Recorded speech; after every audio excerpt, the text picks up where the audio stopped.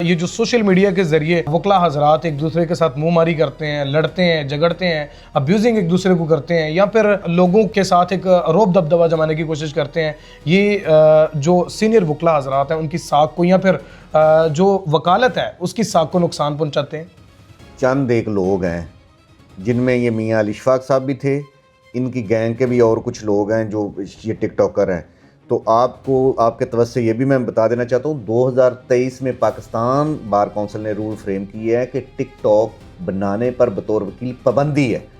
और आपने देखा कि हमने जितने भी टिकटॉकर वकील थे उन पर पाबंदी लगाई हुई है, और वो ये डिसिप्लिनरी कमेटी में अपने ट्रायल को फेस कर रहे हैं, जिसमें आपने देखा मतीन कोई था, कोई बिलाल था, मियाँ बिलाल था, कोई और जो टिकटॉकर थे। सर मियाँ अब्दुल मतीन है वो तो मतलब कानूनी राय लोगों को देते हैं। नहीं, मेरा ख्याल है कानूनी राय तो लोगों को मिलती रहनी चाहिए। नहीं, ये नहीं बात।